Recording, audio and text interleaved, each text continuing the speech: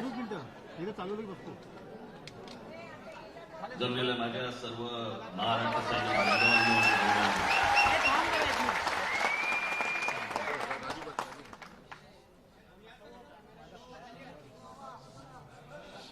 मी आतमध्ये बसून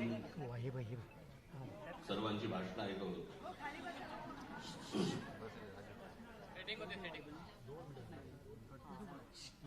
मी म्हटलं काय होतं ते बसल्यानंतर ना भाषणामध्ये कोणी जर समजा आपली स्तुती करायला लागलं ना तर जरा कसं नुसतंच होतं.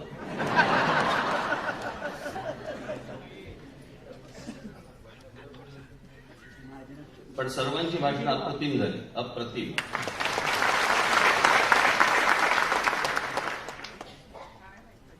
मला वाटलं महाजनांच्या भाषणाला मनस्फोर मिळतो की काय.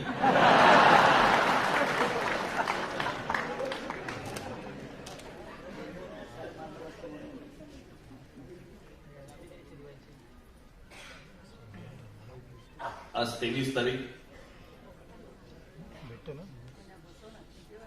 आता गेल्या 20 तारखेला माझ्या शस्त्रक्रियेला 2 महिने पूर्ण झाले. म्हणून मी आल्या आल्या पहिल्यांदा महाराजांपाशी गेलो, दर्शन घेतलं आणि तुम्हाला मी व्यवस्थित चालतो हे पण दाखवलं.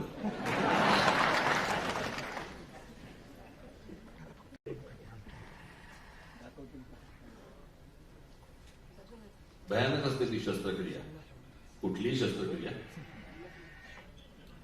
खरं तर मला त्याच्या अगोदर मला एक छोटा कट देऊन त्यांनी ते तिथे काहीतरी हाडामध्ये काहीतरी इंजेक्ट करतात का पंक्चर करतात आणि मग तो काहीतरी ब्लड फ्लो सुरू होतो वगैरे वगैरे ते केलं होतं बरोबर. त्याच्यानंतर माझी फिजिओ सुरू झाली, त्याच्यानंतर माझा पाय दुखायचा बंद झाला, सगळं व्यवस्थित झालं आणि बरोबर वर्षभरानंतर बरोबर परत मला दुखायला लागलं, परत मला चालायला त्रास व्हायला लागला. म्हणून मी डॉक्टरनं विचारलं, म्हटलं काय, म्हटलं परत दुखणं सुरू झालं. मला म्हणजे सगळं व्यवस्थित झालं होतं. खरं तर काही प्रॉब्लेम असेल तर तो पहिल्या 4-5 महिन्यात व्हायला पाहिजे होता, नाहीतर आता वर्षभरानंतर होत नाही. मग मला त्यांनी विचारलं कोविड झाला होता का. म्हटलं हो. जगभरामध्ये या कोविड नंतर बऱ्याचशा हाडांचे प्रॉब्लेम्स काहीतरी सुरू झाले आणि त्याच्यामध्ये माझं ते परत कोलॅप्स झालं. ते ऑपरेशन करून आलो होतो, मग आता हे परत झालं. त्या दरम्यान मला एकाने विचारलं, मला कसलं ऑपरेशन. म्हटलं हिप रिप्लेसमेंट. मला म्हणलं हिप रिप्लेसमेंट कशामुळे. मी म्हटलं जवळच्यांनी आणि बाहेरच्यांनी इतकी वर्ष जी माझी लावली ना,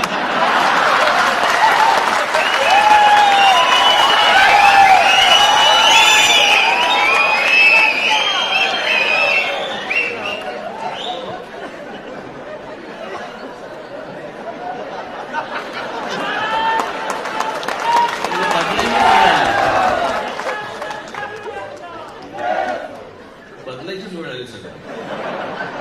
एक एक काय काय येतात ते काय हार्ट रिप्लेसमेंट असते, काय काय किडनी रिप्लेसमेंट असते वगैरे वगैरे. एकाने मला विचारलं, अच्छा हिप रिप्लेसमेंट म्हणजे दुसरी लावणार, कसं दिसेल.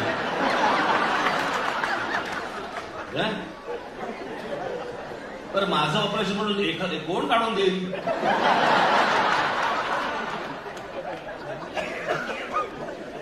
साहेब बरं दिसत नाही, माझी घ्या.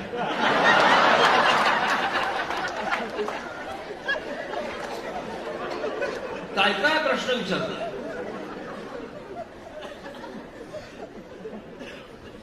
माझे एक तर ते डॉक्टर होते आमचे, त्यांनी त्या पहिल्या ऑपरेशनच्या वेळेला बाहेर आले आणि या पत्रकारांनी विचारलं, हे कुठेही खातात, एखाद्याच्या गेलेल्याच्या घरी पण जातात, काय वाटतंय, काय वाटतंय काय.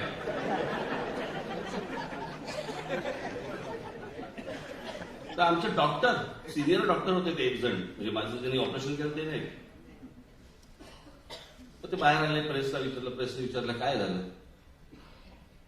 मी आपलं ऐकतोय त्या मोबाईलवरती त्यांचं, त्याचं काय झालं, ते राजसाहेब टेनिस खेळायला गेले होते आणि ते त्यांच्या ढोंगणावर आपटले. म्हणतात ते डॉक्टर.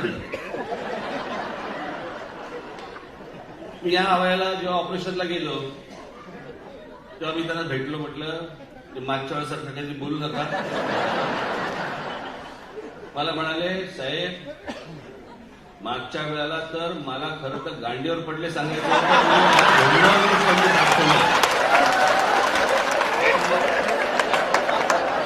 मी म्हटलं नाही, तुम्ही म्हटलं ते ढोंगणावरती ठेवा म्हटलं, ते थोडंसं बोलू नका.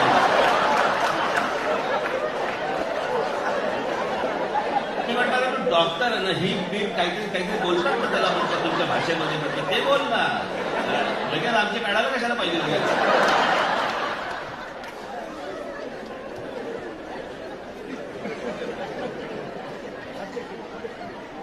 कोण कोण भेटतात मी तुम्हाला सांगतो ना, एक एक जण.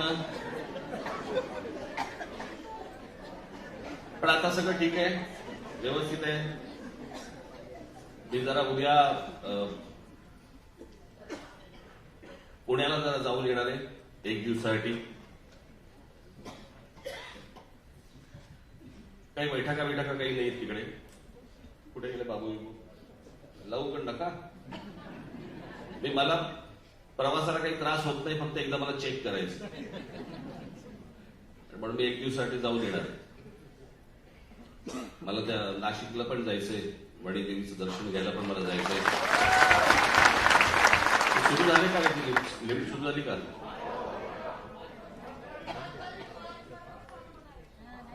तुमचा पण कोर्ट झाले रे, पुढच्या तारखा देत आहे. मला त्या दिवशी 1 तारीख बोलला, आता 5 तारीख बोलतो.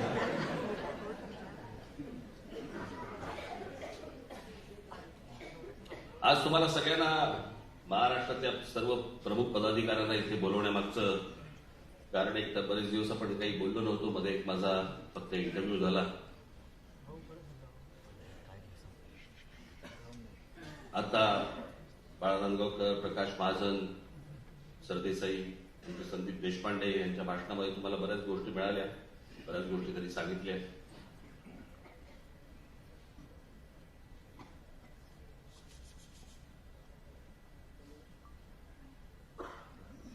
मला असं वाटतं की काही गोष्टी ह्या तुमच्याकडनं लोकांपर्यंत गेल्या पाहिजे. कसं होतंय की आपल्याला थांबवण्यासाठी, आपल्याला रोखण्यासाठी अनेक माध्यमं, अनेक राजकीय पक्ष हा जाणून बुजून काही गोष्टींचे प्रचार करत आले आतापर्यंत. आणि त्यावेळेला तुम्ही खरं तर सक्षम आहात, तुम्हाला कान आहेत, डोळे आहेत, मेंदू आहे, सगळ्या गोष्टी आहेत, पण तिकडेची उत्तरं द्यायला लागतात. त्या उत्तरामध्ये तुम्ही कधीतरी मला भांबावलेली दिसतात.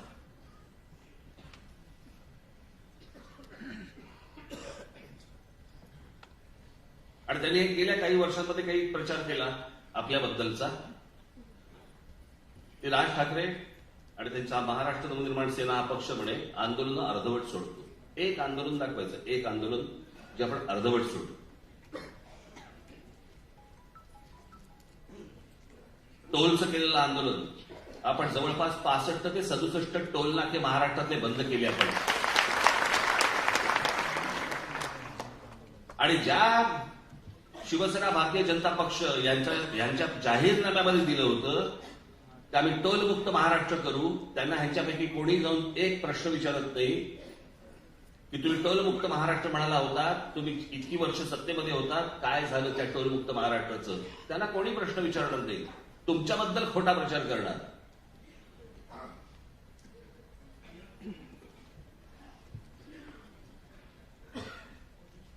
मला असं वाटतं ह्या गोष्टी ज्या वेळेला तुम्हाला कुठे जिल्ह्यामध्ये, तालुक्यामध्ये, गावामध्ये, शहरामध्ये लोक ज्या वेळेला बोलतात, त्यावेळेला तुम्ही हे उलट सांगितलं पाहिजे त्यांना की अरे आम्ही तर इतके टोल नाके बंद केले, तुमच्या पक्षाने काय केलं? तुमच्या पक्षाने शब्द देऊन देखील पाळला नाही. इतकी वर्ष अजूनही टोल चालू आहेत, मुंबईवरती चालू आहेत, पुण्यावरती चालू आहेत, ठाण्यावरती चालू आहेत, सगळ्या ठिकाणी चालू आहेत टोल.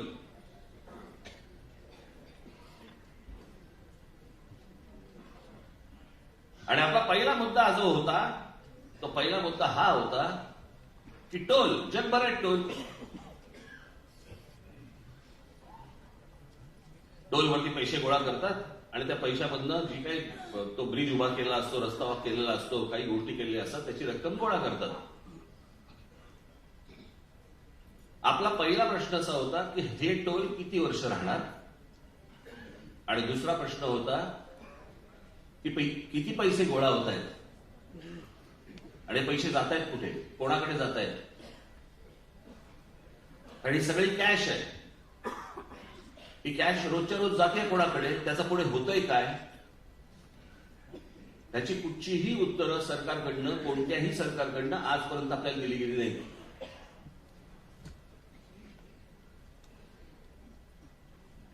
आणि ज्या ठिकाणचे टोल नाके बंद झाले त्यांच्याकडनं आपल्याला आशीर्वादच मिळाले. द्या सत्ता हातात, बाकीचे टोल बंद करून देतो.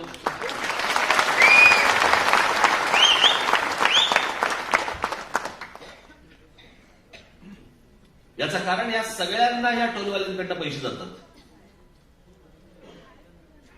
आणि म्हणून यांना बंद करायचे नाहीयेत. म्हणून तो विषय पण काढत नाहीत कधी, आणि हे त्यांना कधी प्रश्न पण विचारत नाहीत. इतक्या पत्रकार परिषदा होतात या सगळ्या लोकांच्या, त्यांना हे प्रश्न खरं तर भंडावून सोडलं पाहिजे त्यांना की हे तुम्ही टोल बंद करणार बोलला होता, त्याचं काय झालं. त्यांना कोण नाही विचारणार.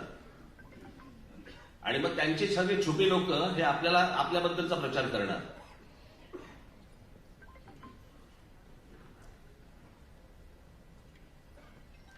या भोंग्यांबद्दलचं झालेलं आंदोलन, पोलिसांनी दिलेला आकडा जवळपास 92-93% ठिकाणी भोंगे बंद झाले सकाळचे.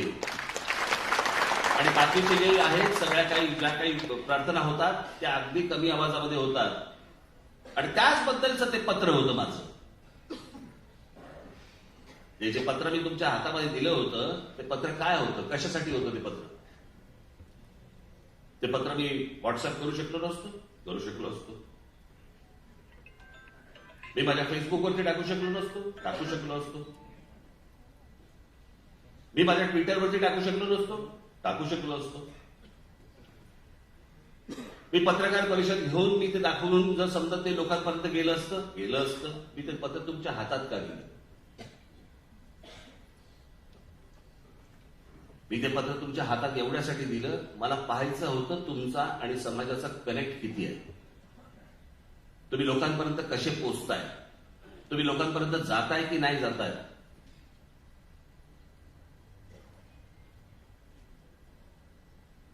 आज असंख्य महाराष्ट्र सैनिक आहेत आणि असंख्य महाराष्ट्र सैनिक सांगतात आम्हाला की आमच्या पदाधिकाऱ्यांकडनं आमच्यापर्यंत लेटर आलं नाही तर आम्ही पोहोचवलं असतं.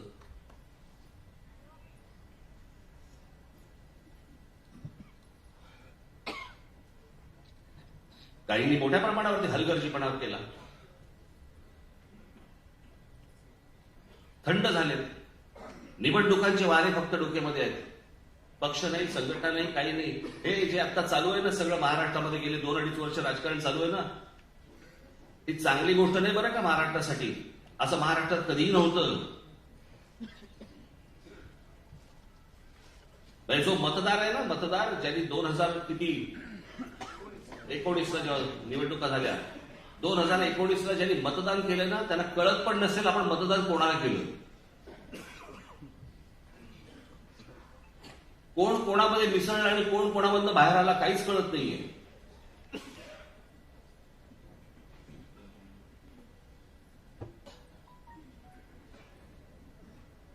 आणि हे जर समजा तुम्हाला वाटत असेल की हे खरं राजकारण, हे राजकारण नव्हे, ही तात्पुरती आर्थिक ऍडजस्टमेंट, सत्तेची ऍडजस्टमेंट. हे त्याशी माझ्या मुलाखतीमध्ये मी सांगितलं ना, त्या मुलाखतकाराने मला विचारलं की भुजबळांचं बंड, नारायण राणेंचं बंड, शिंदेचं बंड आणि तुमचं बंड. म्हटलं माझं बंड लावू नका त्याच्यात. हे सगळेजण गेले, हे एका पक्षात गेले आणि सत्तेत गेले. या तुमच्या राज ठाकरेने स्वर्गीय माननीय बाळासाहेबांना भेटून त्यांना सांगून मी बाहेर पडलेलो आहे.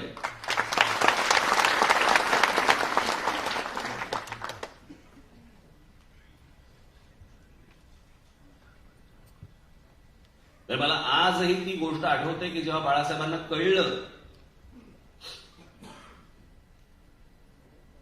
की हा काही राहत नाही पक्षात आता, माझी शेवटची भेट होती. मी आजपर्यंत कधी बोललो नाही तुम्हाला ही गोष्ट, पण निघताना बायबर त्याला मनोहरदोशी होते. मनोहरदोशी बाहेर गेले रूमच्या, आणि रूमच्या बाहेर गेल्यावरती माननीय बाळासाहेबांनी मला बोलवलं.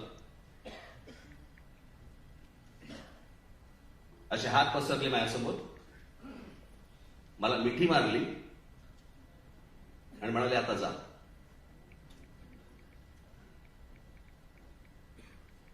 त्यांना समजलं होतं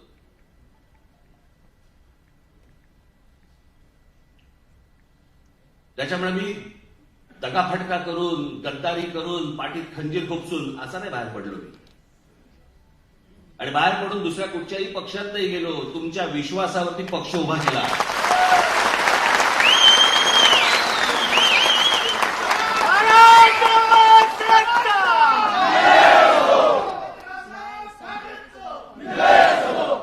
आजपर्यंत आपल्या पक्षाने जेवढी आंदोलनं केली आहेत, इतर कुठच्याही राजकीय पक्षाने इतकी आंदोलनं केलेली नाहीत आणि यशस्वी केलेली नाही. काढा, सगळ्यांचे मोर्चे काढा आणि सगळ्यांचे तुम्ही आजपर्यंतची आंदोलनं काढा आणि सांगा कुठच्या गोष्टी पूर्ण झाल्या त्यांच्याकडनं. आमच्या मोबाईल फोनवरती फक्त हिंदी आणि इंग्रजी फक्त ऐकू येत होतं महाराष्ट्रामध्ये, आमची मराठी ऐकू येत नव्हती. त्यासाठी महाराष्ट्र नवनिर्माण सेनेचा माझा महाराष्ट्र सैनिकांनी, आमचा अविनाश जाधव कुठे इथे असेल, कुठे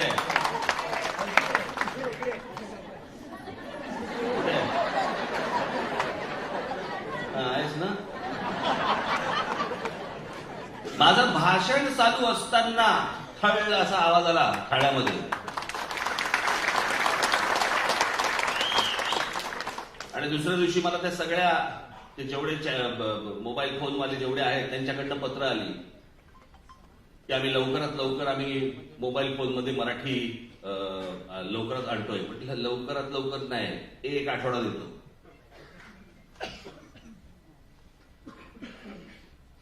एका आठवड्याच्या आत महाराष्ट्रभर मोबाईल फोनवरती मराठी ऐकू यायला लागलं. का नाही इतरांनी केलं आंदोलन? ते भोंग्यांचं आंदोलन, मशिदीवरचे भोंगे काढा, भोंगे काढा, भोंगे काढा, किती वर्ष सुरू होतं.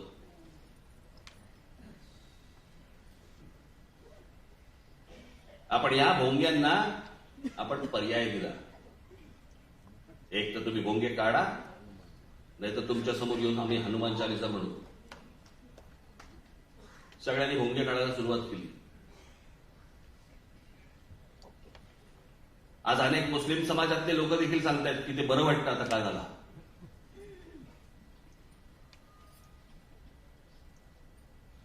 असंख्य आंदोलनं आपली झालेली आहेत. अत्यंत विश्वासाने तुम्ही लोकांसमोर ही आंदोलनं पोहोचवली पाहिजे. तुम्ही बोलला पाहिजे, सतत सांगितलं पाहिजे, तुमच्या भाषणामध्ये या गोष्टी आल्या पाहिजेत. तुम्ही कसले जपून राहताय? अरे तुम्ही छाती ठोकपणे समोर जायला पाहिजे महाराष्ट्राच्या आणि सांगायला पाहिजे की आम्ही जेवढं आजपर्यंत महाराष्ट्रासाठी केलेलं आहे दुसऱ्या कुठच्या पक्षाने करून दाखवलंय आजपर्यंत आम्हाला सांगा तरी. सत्तेचा बाजार नुसता उभा करायचा आणि महाराष्ट्रासाठी काही नाही करायचं.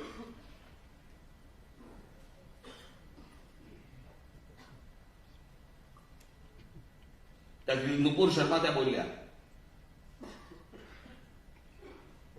त्यांना काढून काय टाकलं, माफी काय मागितली सगळ्यांनी.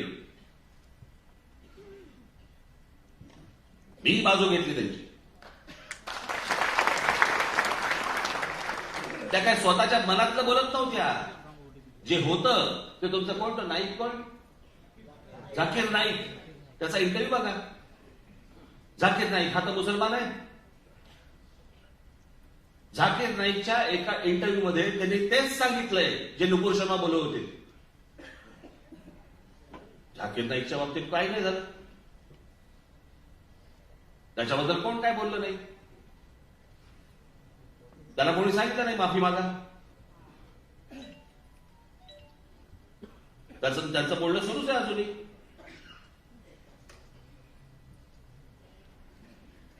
प्रश्न असा आहे, ते हरामखोर दोन भाऊ ते ओवेसी, त्यातला एक जण आमच्या देवतांबद्दल, देवी देवतांबद्दल बोलतो.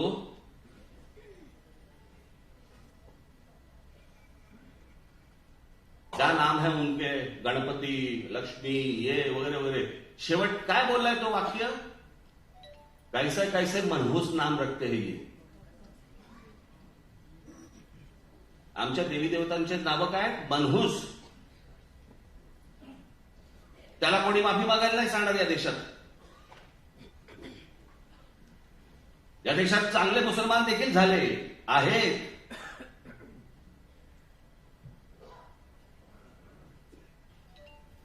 यांच्यासारखे दलित नाही, पण यांना कोणत्याही प्रकारचा कोणतंही सरकार चाप लावायला तयार नाही. यांच्या जिभेवरती कुठच्या प्रकारची बंधन आणायला तयार नाही.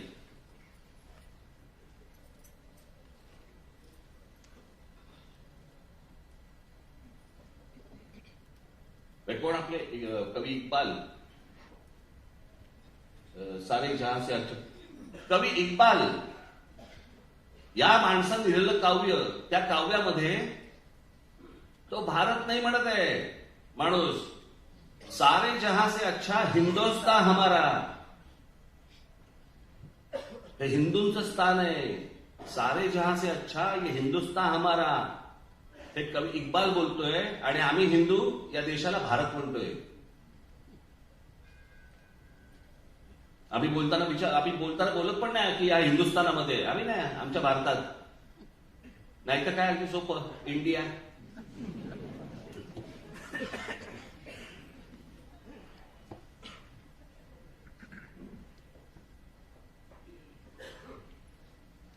एवढ्या घटना, एवढ्या गोष्टी आज इथे घडतायत, पण कोणी गांभीर्याने घ्यायला तयार नाही.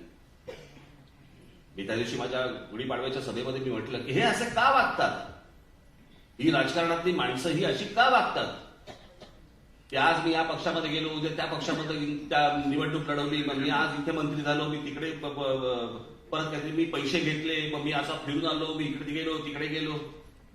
हे असं का होतंय? कोणातरी वाटलं म्हणून त्यांनी पक्ष बदलला.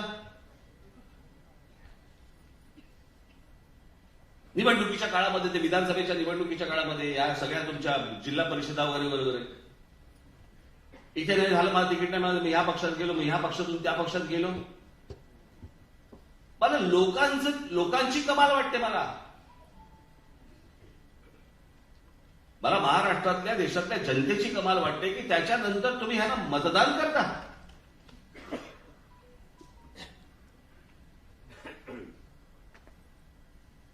साधी गोष्ट लक्षात घ्या तुम्ही. 2019ला निवडणुका झाल्या. 2019ला निवडणुका झाल्यावरती शिवसेना, भारतीय जनता पक्षाने एकत्र निवडणूक लढवली.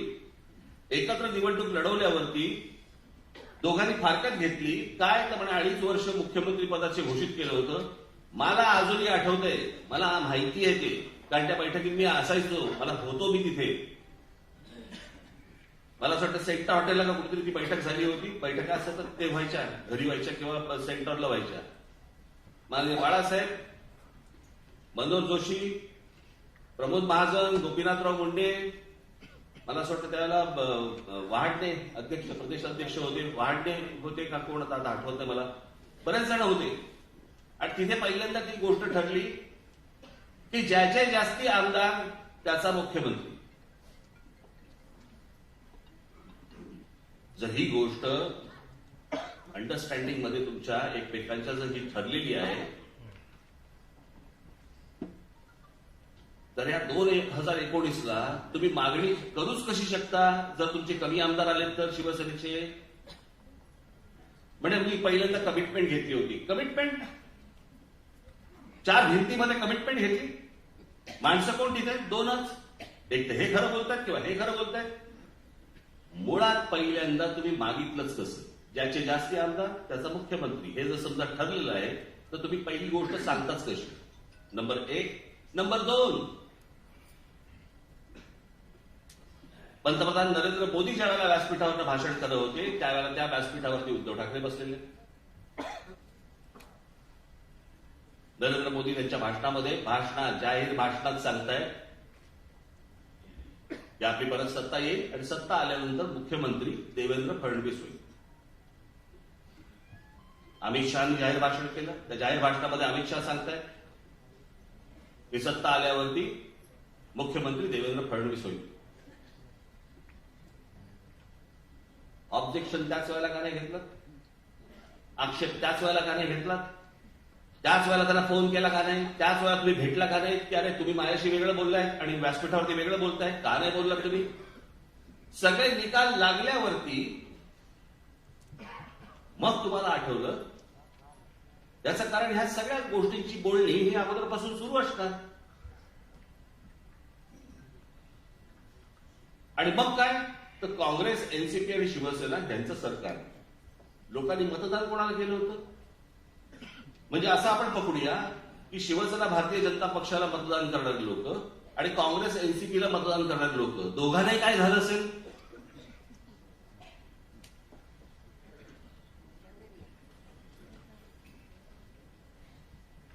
काँग्रेस एनसीपीच्या लोकांना वाटत असेल की शिवसेना भाजप नको म्हणून आम्ही तुम्हाला मतदान केलं, तुम्ही त्याच्यावर केला. आणि शिवसेना भाजपच्या मतदारांना वाटत असेल की अरे आम्ही तुम्हाला दोघांना मतदान केलं, तुम्ही काँग्रेस एनसीपी बरोबर गेलात. ते नकोच म्हणून आम्ही तुम्हाला मतदान केलं आणि तुम्ही त्यांच्याबरोबर जाता. ही हिंमत होते कशी? ही हिंमत त्याचमुळे होते ज्या वेळेला लोक या गोष्टीला शासन करत नाहीत, जनता यांना शिक्षा करत नाही की आम्ही तुम्हाला मतदान करणार नाही, तुम्ही आमच्या मताची किंमत केली. आम्ही 2-2 तास रांगेमध्ये उभे राहतो आणि 2-2 तास रांगेमध्ये उभे राहून आम्ही तुम्हाला मतदान करतो आणि ते मतदान केल्यानंतर तुम्ही आमच्याशी प्रतारणा करता.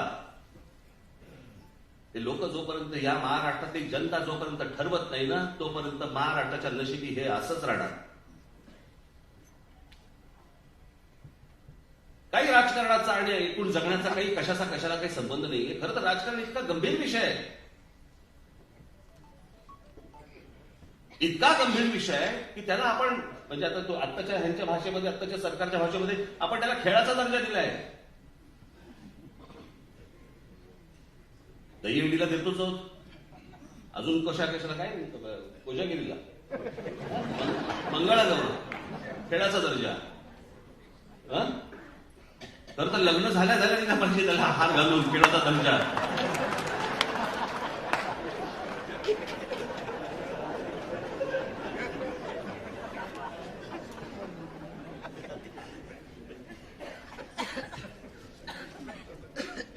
हे राजकारण असं होण्यामागची कारण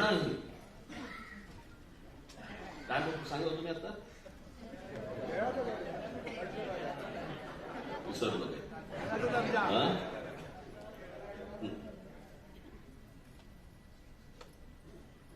हे राजकारण असं होण्यामागचं कारण, याचं कारण आपण गांभीर्याने पाहत नाही आहोत त्याच्याकडे. अवानो, राजकारण हा इतका गंभीर विषय. इथे माझ्या समोर भगिनी बसलेल्या आहेत माझ्या. तुमच्या घरी सकाळी येणार पाणी हे महानगरपालिका ठरवते. तुमच्या घरी येणारं दूध त्याचा भाव काय असावे हे राज्य सरकार ठरवतं. त्या राज्य सरकारमधलं ते मंत्रिमंडळ ठरवतं. तुमच्याकडे येणारी साखर याचा भाव हे राज्य सरकार ठरवतं.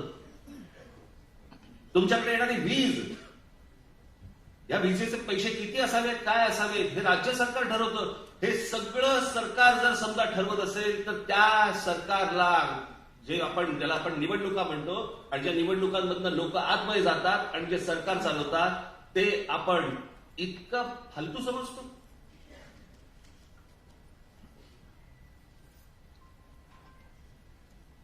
माझी तर इच्छा आहे सर्वसामान्य प्रत्येक घरामधल्या स्त्रियांनी, पुरुषांनी राजकारणामध्ये लक्ष घातलं पाहिजे, प्रत्यक्ष राजकारणामध्ये आलं पाहिजे, निवडणुका लढवल्या पाहिजे असायला गरज नाहीये. पण राजकारण हे इतकं मोठं आहे, इतकं विस्तारलेलं आहे की या विस्तारलेल्या सगळ्या राजकारणामध्ये लोक आली पाहिजेत. त्याचा ज्यांनी खळेखंडोबा करून ठेवलेला आहे राजकारणाचा, आपल्या माती फक्त तेच असेल. चांगल्या विविध क्षेत्रामध्ये काम करणारे लोक, महिला आज आल्या पाहिजेत राजकारणामध्ये. माझं एक पत्र येणार आहे या बाबतीतलं. मी महाराष्ट्रातल्या सगळ्यांना माझ्या माता भगिनींना, माझ्या सगळ्या बांधवांना मी हाक देणार आहे की राजकारण इतकं विस्तारलेलं आहे. राजकारणामध्ये करण्यासारख्या इतक्या गोष्टी आहेत. फक्त निवडणुका एवढ्याच करण्यासारखी गोष्ट नाहीये. भरपूर गोष्टी आहेत. त्या करण्यासाठी तुम्ही आलं पाहिजे, प्रत्यक्ष आलं पाहिजे. ज्या राजकारणाबद्दल आपण ज्यावेळेला बोलतो किंवा राजकारणामध्ये ये ना, त्याला तुम्ही तुच्छ मानता आणि तुच्छ मानल्यानंतर त्याच राजकारणासाठी 2-2 तास उभे राहून तुम्ही मतदान करता. मग ते तुच्छ कसं? मग कोणासाठी मतदान करायला जाताय तुम्ही? ही जी कीड लागली ना आपल्याकडे, एक तर जातीच्या नावाने द्यायचं, मतदान करायचं, नाहीतर काहीतरी धर्माच्या नावाने करायचं, नाहीतर आपल्या नातेवाईक म्हणून काहीतरी करायचं. बाहेर या, जागे व्हा. या महाराष्ट्राने देशाचं प्रबोधन केलं होतं आजपर्यंत. देशाचं, त्या महाराष्ट्राचं प्रबोधन करायची वेळ येते. जे उत्तरेतल्या बाहेरच्या राज्यांमध्ये, उत्तर प्रदेश, बिहार आणि या सगळ्या भागांमध्ये ज्या प्रकारचं राजकारण चालतं ना, त्या प्रकारचं राजकारण आपल्याकडे महाराष्ट्रात घुसायला लागलंय.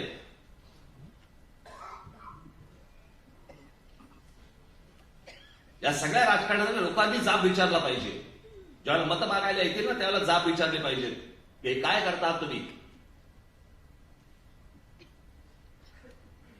या कोणालाही प्रश्न विचारायचे नाहीत, प्रश्न विचारायचे आम्हाला. आणि हे ज्या प्रकारचं स्लो पॉइझन जे आतमध्ये पसरवतात ना लोकांमध्ये, मला असं वाटतं की तिथल्या तिथे तुम्ही छाटणं गरजेचं आहे. बोलून छाटणं गरजेचं आहे. त्याच्यासाठी तुम्ही सतर्क असणं गरजेचं आहे. मी माझ्या भाषणामध्ये काय बोलतो, माझ्या मुलाखतींमधनं काय बोलतो, माझ्या पत्रकार परिषदांमधनं मी काय बोलतो, त्याचे मुद्दे तुम्ही काढले पाहिजेत. ते मुद्दे तुम्ही सतत बोलत राहायला पाहिजेत. त्याचा प्रचार करत राहायला पाहिजे. आंदोलन केलं, राज ठाकरे बोलले, आंदोलन उभं राहिलं, आंदोलन संपलं, झालं, सगळं विसरले, रोजच्या कामाला लागले. असं जर समजा होणार असेल तर परत परत परत परत परत परत किती वेळ करायचं, किती वेळ सांगायचं. आणि जर समजा तुम्ही प्रमुख पदांवरती जर समजा आहात, तर त्या पदाची तुम्हाला शान राखली पाहिजे.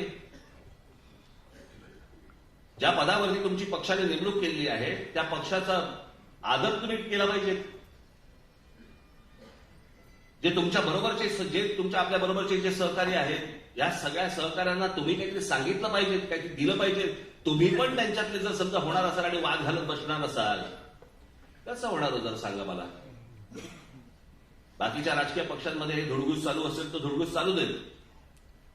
मी या आपल्या पक्षामध्ये हे चालू देणार नाही.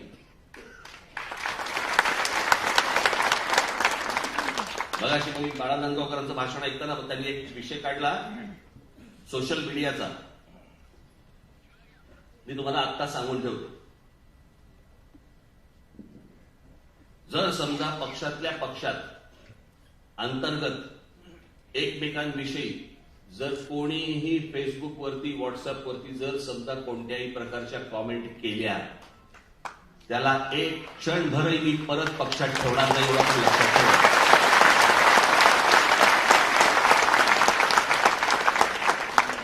चोचले मी खूप पुरवले आजपर्यंत. झालं तेवढं खूप झालं. तुम्हाला तुमचं काम जर सांगायचं असेल तर त्या माध्यमाचा उपयोग करा. पण तुम्हाला एकमेकांची उणीधुणी जर काढायची असतील त्या माध्यमावरती काढून तर बघा. आणि जर असं कोणी काढलं असेल तर ते माझ्यापर्यंत पोहोचलं पाहिजे.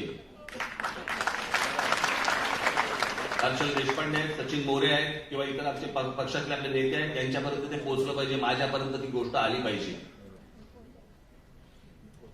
आज निवडणुका तोंडावरती कधी होतील मला माहिती नाही. अगं अगं म्हशी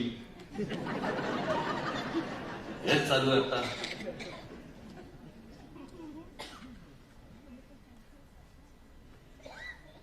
निवडणुका कधीही लागतील. दिवाळीच्या आधी लागतील असं मला वाटत नाही, पण साधारणपणे नोव्हेंबर, डिसेंबर, आता मगाशी कळलं त्याप्रमाणे जानेवारी, फेब्रुवारीमध्ये पण लागते.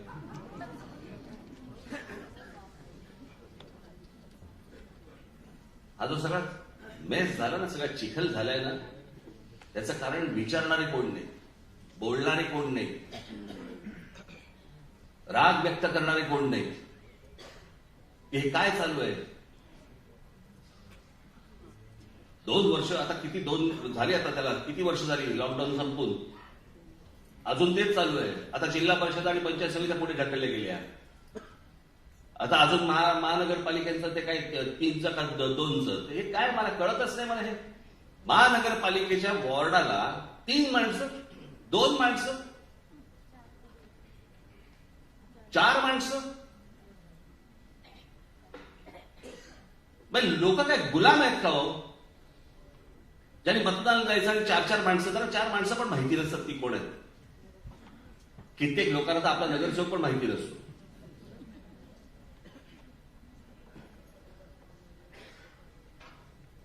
पण ह्या 4 माणसांचे तुम्ही मतदार काय निवडणुका करताय, त्यांचे काय प्रभाग काय करताय, त्याच्यामध्ये निवडणुका लढवायच्या, कोणी तो भाग बघायचा कोणी? आणि त्याच्यामध्ये कामं होत नाही, लोकांना समजत नाही कोणाकडे जावं.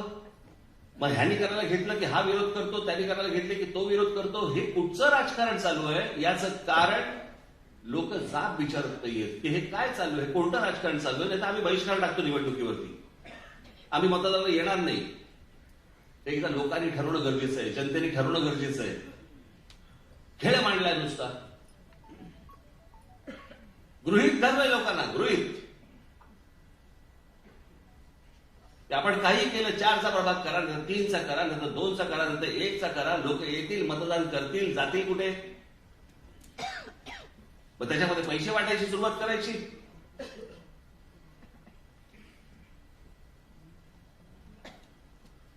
आज नाही लक्षात येणार, अजून काही वर्षांनी लक्षात येईल की आपले अरे काय महाराष्ट्र होता आपला, आणि त्या महाराष्ट्राचं आपण काय मातेला करून ठेवले. ज्या महाराष्ट्राने देशाचं प्रबोधन केलं, ज्या महाराष्ट्राने सर्वात जास्ती संत दिले, ज्या महाराष्ट्राने सर्वात जास्ती उत्तम कवी दिले, लेखक दिले, शूरवीर दिले, स्वातंत्र्य सैनिक दिले, कशाला घेऊन बसल्या आमचे शिवराय दिले, अजून काय घेऊन बसल्या?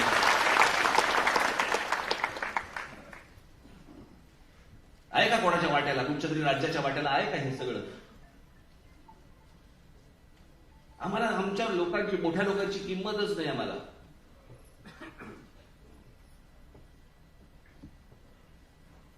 म्हणजे या आता बघा, भारतरत्न मिळतात, ही भारतरत्न प्रत्येक राज्याला मिळतात, प्रत्येक राज्याची असतात. मला असं वाटतं उत्तर प्रदेशला काहीतरी 8 आहेत, आपल्याला 8 आहेत, तामिळनाडूला पण काहीतरी 7 का 8 आहेत का 9 आहेत.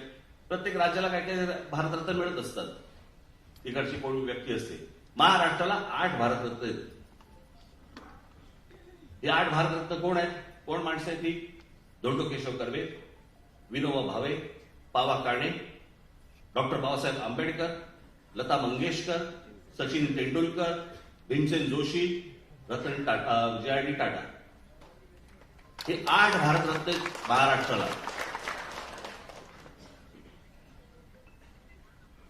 या 8 भारतरत्नांपैकी 4 भारतरत्न ही एकट्या दापोलीतली आहेत.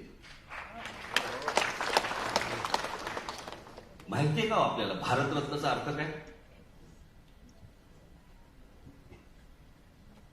ज्यांनी कमाल काम केलं, ज्यांनी एक आउटस्टँडिंग परफॉर्मन्स ज्याला म्हणतो आपण, अशा प्रकारचं काम केलेली माणसं ही एकट्या दापोलीत जाऊन विचारा त्यांचं काय आहे का? पुतळे उभे करणं यात तर काही होत नाही हो, यात तर काही होत नाही. पुतळे हे फक्त जयंती आणि पुण्यतिथीलाच उपयोगी पडतात. पण त्यांनी काय काम केलं, त्यांनी काय अभ्यास केला, त्यांनी काय या देशाला दिलं, काय नवीन दिलं, हे आम्ही लोकांपर्यंत, तरुणांपर्यंत, तरुणींपर्यंत पोहोचवतोय का? नाही, आम्हाला काही पडलीच नाही.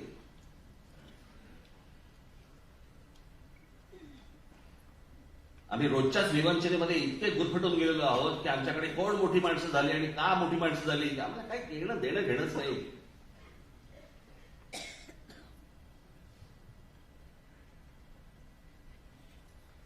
या आमच्या शिवरायांबद्दलच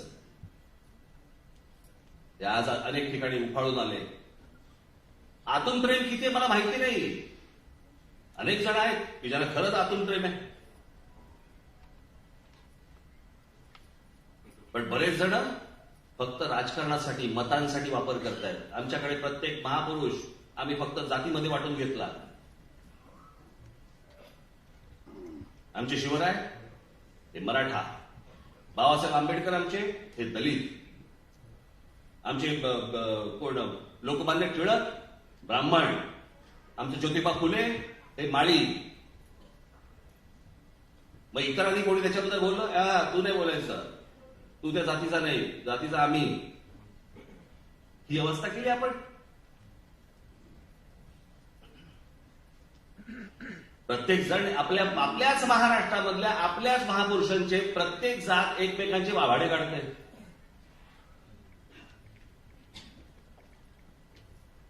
आणि याचं कारण तुम्हाला वेगवेगळं ठेवायचंय, सगळ्यांना तुम्हाला वेगवेगळं ठेवायचंय. या अख्ख्या सगळ्यांचं जी वाईट नजर सगळी आहे ना, ही महाराष्ट्रावरती आहे. इतकी वर्ष हा महाराष्ट्र, त्याशी माझ्या मुलाखतीमध्ये सांगितलं ना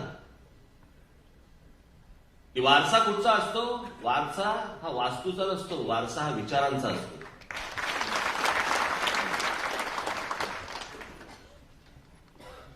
कोण कुठच्या वास्तूमध्ये आहे त्याने काही होत नसतं, तो वारसा विचारांचा पुढे चालवावा लागतो. आमच्या शिवछत्रपतींनी जो विचार दिला तो पुढे पेशव्यांनी, मराठेशाहींनी आमच्या आटोक किल्ल्यापर्यंत आमचा भगवी पताका फडकवली. आटोक किल्ला आता कुठे आहे? पाकिस्तानात आहे. महाराजांचा विचार पोहोचवला कोणी? पेशव्यांनी, मराठेशाहींनी. पण त्यातली सगळ्यात महत्वाची गोष्ट कोणती होती? पेशव्यांच्या हातामध्ये, ज्याला आता हे सगळेजण फोड करून सांगतात ना मराठी आहे, ब्राह्मण बिंबण करून, पण ह्या पेशव्यांच्या हातामध्ये संपूर्ण सत्ता हातामध्ये होती. पण या पेशव्यांनी कधीही स्वतःला छत्रपती नाही म्हणून घेतलं. त्यांचं म्हणणं होतं आतून छत्रपती तेच, आम्ही त्यांचे नोकर, आम्ही त्यांचे नोकर. छत्रपती तेच, गादी तीच, फक्त त्यांचा विचार पोचवतो. माझ्या आजोबांचा, माझ्या बाळासाहेबांचा जो विचार आहे तो विचार मला पुढे द्यायचा आहे. ती गोष्ट जी आहे ती गोष्ट पुढे. माझ्याकडे निशाणी असली काय नसली काय, नाम असलं काय नसलं काय, यांनी काही फरक पडत नसतो. माझ्याकडे विचार आहे. सगळ्यात मौल्यवान गोष्ट कुठली असते?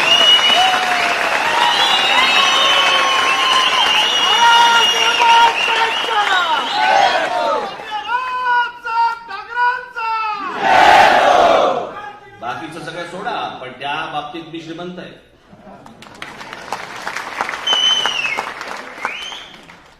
आणि या महाराष्ट्रामध्ये ज्या लोकांनी, महापुरुषांनी जे विचार पेरले ते ऐकणं, ते वाचणं, त्यातनं बोध घेणं, महाराष्ट्र समजून घेणं, मला असं वाटतं की ती गोष्ट प्रत्येकाने करणं गरजेचं आहे.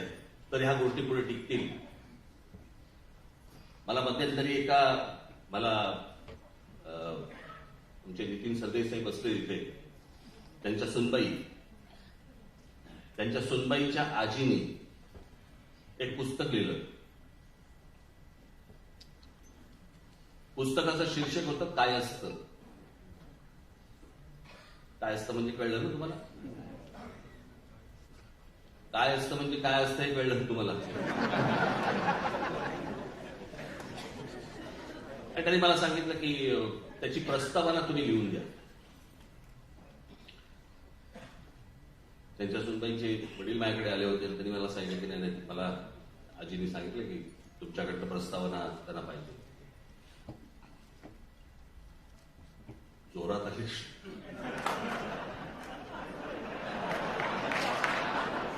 जा म्हटलं खारोड करायचं तर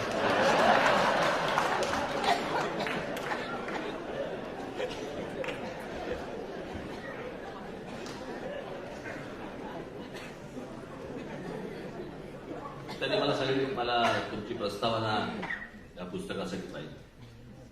तर मी म्हटलं की माझ्या घरात जे संस्कार झाले म्हटलं माझ्यावरती, म्हटलं आम्ही काही जातपात मानत नाही, जातीपातीने कधी एकमेकांकडे पाहत नाही, जातपात कधी शिकवलीच नाही, माहितीच नाही.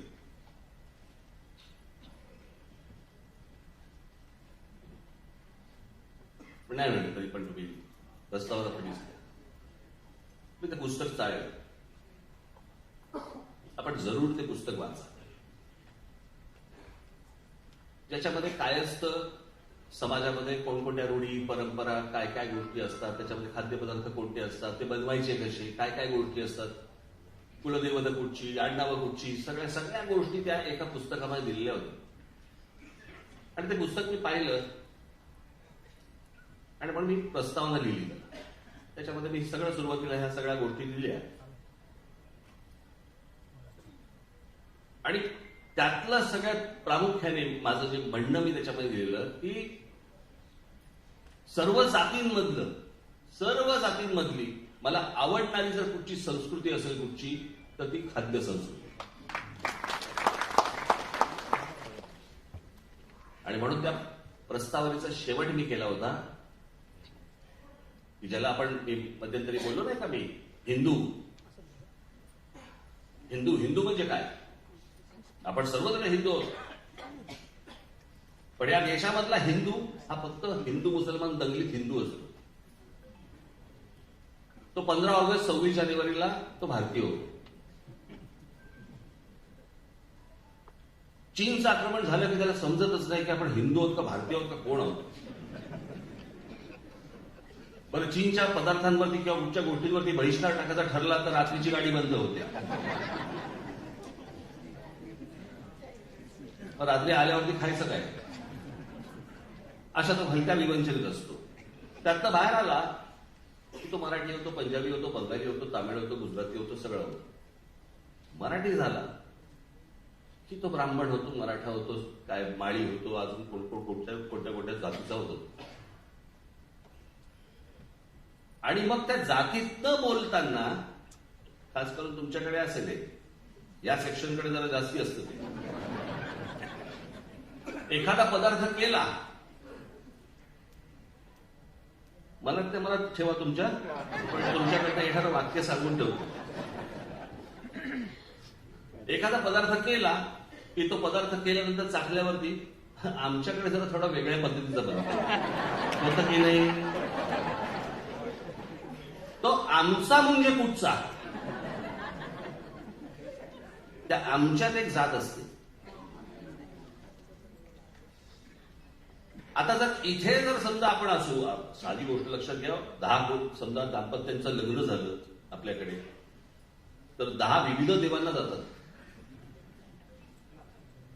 बरोबर की नाही. आणि एवढी सगळ्या गोष्टी असून देखील आपण हिंदू आहोत, कारण हिंदू ही संस्कृती आहे. म्हणून आजपर्यंत 1000 वर्ष झाली आपण पारतंत्र्यामध्ये होतो. तो मोहम्मद आला, गजनीचा मोहम्मद आला, अल्लाउद्दीन खिलजी आला, मोगलांचं राज्य आलं, ब्रिटिश आले, पोर्चुगीज आले, सगळे आले. आपण आपले संस्कार नाही कधी विसरलो. आपल्या संस्कारावरती कुठच्याही गोष्टीवरती आक्रमण नाही झालं, कधीच नाही झालं, कधी होऊन पण दिलं नाही. आजही आपल्या महिला साडी नेसतात, कुंकू लावतात, मंगळसूत्र घालतात. जे सण आपले साजरे होतात ते सण त्याप्रमाणे साजरे होतात. हे जर नुसताच धर्म असता तर कधीच संपला असता. ही संस्कृती आहे, म्हणून इतकी वर्ष ती टिकली. आणि मला असं वाटतं की ह्या गोष्टींमध्ये मी त्या प्रस्तावनेमध्ये शेवटी लिहिलंय की माझी इच्छा आहे की महाराष्ट्रामधल्या प्रत्येक जातीतल्या प्रत्येक आजीने आपल्या समाजाबद्दलचं असं पुस्तक लिहिलं पाहिजे. कोणते खाद्यपदार्थ आहेत, कोणते, कारण नवीन येणाऱ्या मुलींना माहितीच नाहीये.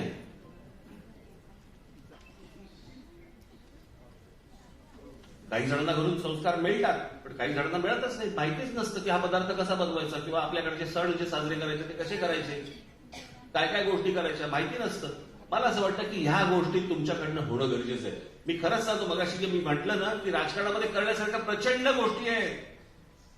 समाजामधल्या वेगवेगळ्या क्षेत्रामध्ये काम करणाऱ्या, वेगवेगळ्या क्षेत्रामध्ये पुढे आलेल्या अनेक महिलांनी पुरुषांनी राजकारणामध्ये सहभाग घेतला पाहिजे, राजकारणामध्ये आलं पाहिजे, राजकारणातली विविध अंग सांभाळली पाहिजे, तर मला असं वाटतं की येणारा काळ महाराष्ट्रासाठी, महाराष्ट्राचा भविष्य काळ हा उज्ज्वल असेल.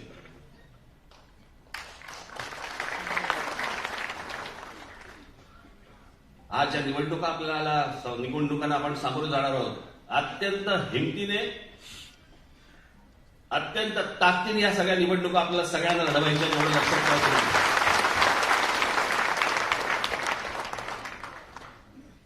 माझी तुम्हाला हात जोडून विनंती आहे, खरंच जोडतोच, ऍडजस्टमेंट करून निवडणुका लढवू नका.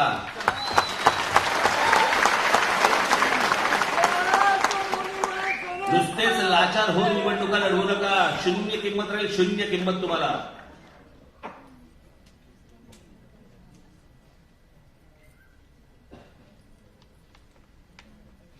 की माझे एवढे घे, तुझे तेवढे घे, त्याचे काही चालतात का? काय काय गोष्टी चालतात त्या, पण ह्यातनं तुम्ही तुमची किंमत शून्य करून घेतात. तिकडे समाजामध्ये ह्या गोष्टी लपून राहत नाहीत, अजिबात लपून राहत नाहीत, या बाहेर येतातच.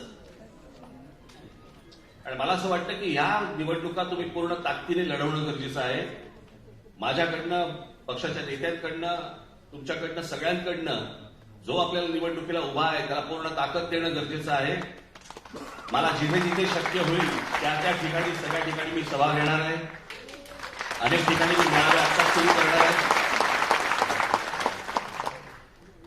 आणि साधारणपणे मी आता गणपती झाले, अनंत चतुर्दशी मला वाटतं 9 तारखेला आहे. अनंत चतुर्दशी झाली की मग मी दौऱ्यावरती निघीन. त्यावेळेला दौऱ्यामध्ये आपल्या जिल्ह्यामध्ये येईल, त्यावेळेला आपलं सर्वांचं दर्शन मला होईलच. तोपर्यंत ह्या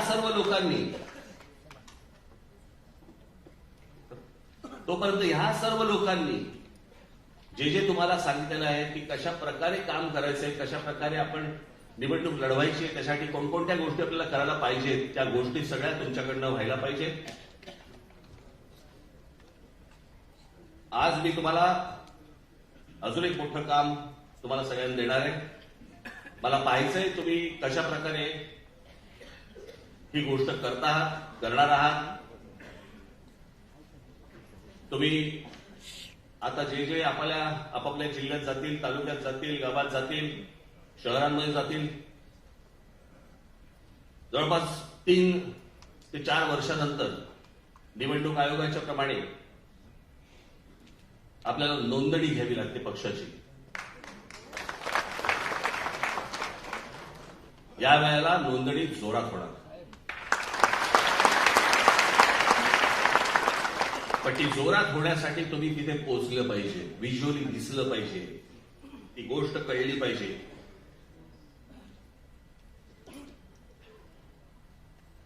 जिथे मंदिरं असतील, जिथे कॉलेजेस असतील, जिकडे मॉल असतील, मार्केट असेल, आता गणपती आहेत, सार्वजनिक गणेशोत्सव असतील, अनेक ठिकाणी तिथे आपली होर्डिंग्स दिसली पाहिजेत. मला ती दिसतील अशी आशा अपेक्षा ठेवू मी तुमच्याकडनं. नक्की काय असेल, कसं असेल, त्याचं पुढे काय काय होईल ते मला असं वाटतं सौरभ करंदीकर हे 2 मिनिटाचं प्रेझेंटेशन तुम्हाला देतील, ते आपण बघावं. एवढीच फक्त आपल्याला सर्वांना विनंती करतो. आज सगळेजण तुम्ही बाहेरगावून आलेला आहात, जाताना अत्यंत नीट गाड्या चालवत, व्यवस्थित नीट घरापर्यंत पोहोचा. घरचे आपले सगळेजण वाट बघतायत. महाराष्ट्रासाठी तुम्ही सगळेजण खूप महत्वाचे आहात, एवढं लक्षात ठेवा आणि आपापल्या घरी जा. आज मी इथेच चालतो. आपल्याला सर्वांना निरोगी दीर्घायुष्य मिळो एवढीच फक्त एक इच्छा व्यक्त करतो आणि आपल्या सर्वांची रजा घेतो. धन्यवाद. जय हिंद, जय महाराष्ट्र.